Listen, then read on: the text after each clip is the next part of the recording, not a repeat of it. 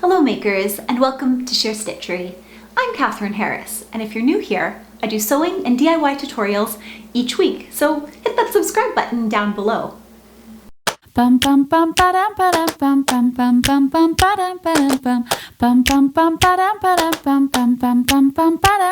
So this week I wanted to take a moment and just let you know what I've been doing for the past little bit here. I've been really putting a lot of my efforts and my decent amount of quilting cotton stash to good use. I have been sewing masks for Raw Artists Canada, which is an organization that is going across the nation and working with makers and other volunteers to help donate masks to people in need, from homeless shelters to hospitals.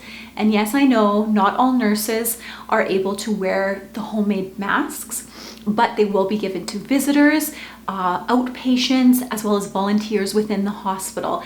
And as the need for more and more masks comes up, having some of these homemade masks will be great. Number one, they're washable. And number two, they've got a filter pocket that you can actually insert a filter into them, making them just a little bit more able to stop some of those droplets than some of the other homemade masks. So this is an initiative that I'm pretty passionate about. So helping people that are in need of it, so the people who are sick and maybe have gotten better, or their families that are visiting them, or people that just can't help themselves, like the homeless. And they've been looking for ways to help reduce the spread of COVID-19 in those homeless shelters. Another thing that I really like about this initiative is it's local to our towns. So I live just outside of Edmonton, and I know that my masks are going to help the homeless shelters and the hospitals and the people on the front lines here in Edmonton.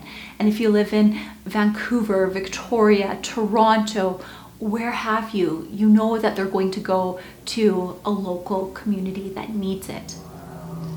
Another thing that I wanted to mention, and that you've probably guessed from the title of this video, is making 100 masks in 24 hours.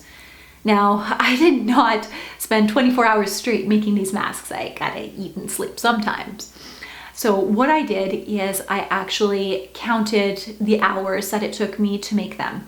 And it would be 9 hours shorter had I had elastic. Because you know what? There was no elastic to be bought anywhere. I did order some on back order, but it hadn't arrived yet. And so I had to make mine with ties. And so you need 18 to 20 inch ties. And so over 100 masks, that is half a kilometer of bias tape that I needed to make. And if you've ever made bias tape, you're gonna know what a pain in the butt it is. Now, I used to enjoy it, making fun, fancy bias tape to put on any of your garments when you're trimming things out. But I think my eyes were going cross-eyed after all of the white on white. My sewing machine's white, the bias tape was white, and I was just stitching like a mile a minute. And I'm just kind of glad that that's done. And hopefully by the time that the elastic comes in, I will be on to making my next 100 masks. So we'll just see how long my stash lasts to see how many more masks I can make. Now, if you're interested in helping out with Raw Artists Canada in making some masks, or even being a volunteer to pick up some of those masks curbside and deliver them to the shelters and hospitals that need it, I'll leave a link in the description down below on the contact information that you need to reach out to this organization.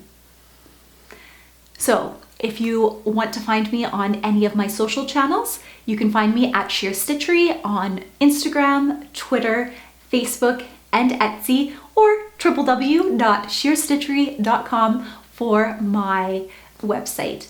Till next time, makers, let's get our sewspiration on.